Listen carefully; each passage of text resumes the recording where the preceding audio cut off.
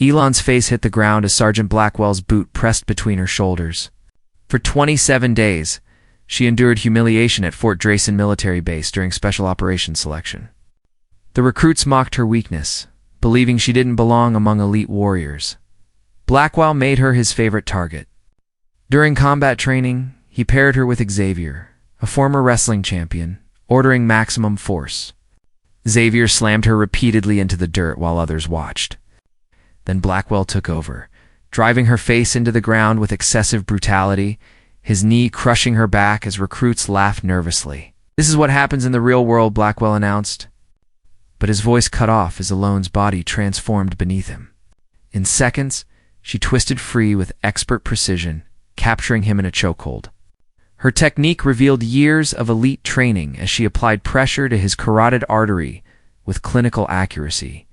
The feared sergeant collapsed, gasping. Captain Merrick rushed forward, speaking in a foreign language. Elon responded fluently. Merrick saluted sharply, shocking everyone. "Attention. You're in the presence of Major Alon Kier, Distinguished Service Cross recipient, former Ghost Program operative, and your actual commanding officer." For 27 days, Elon had infiltrated the program, evaluating how instructors and recruits treated those they perceived as weak. Most failed. She identified 3 recruits who showed true character. Tahira defended a struggling teammate. Dario shared water despite his own need. And Farron prioritized team success over personal glory. Elon dismissed the rest, but offered the 3 a choice.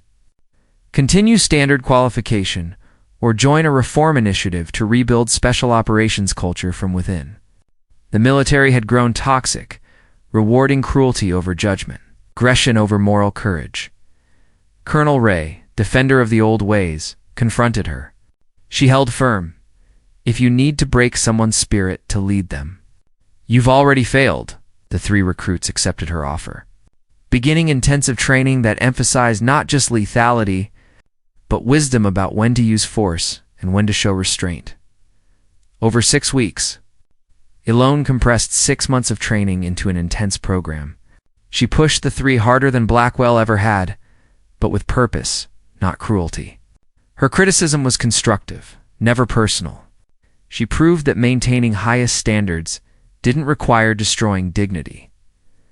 On their final training day, Elon took them to a simple stone marker in the woods, bearing her father's inscription, "True strength protects." Colonel Marcus Kier had taught her that power without purpose was tyranny.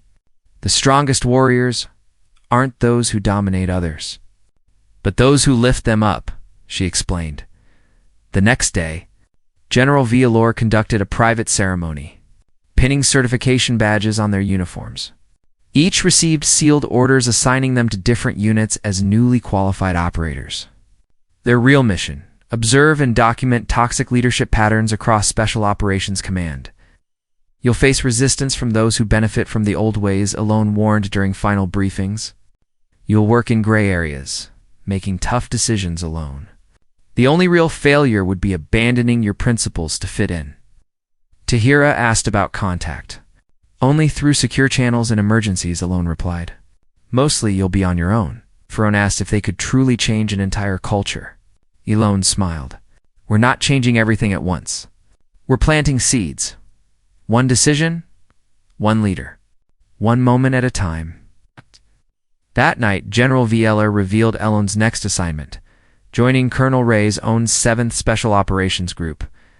The most hostile environment possible? She'd work directly under the man who opposed everything they represented.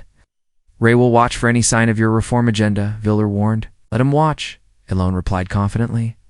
"I've had plenty of practice getting up from the dirt." The 3 operators departed for their assignments. Elon reflected on her father's lesson. Sometimes the most powerful position is on your knees in the dirt, watching and waiting for the right moment to rise. Real change wouldn't be easy, but they'd begun something that couldn't be stopped, a transformation of special operations from warriors who ruled through fear into leaders who inspired through integrity.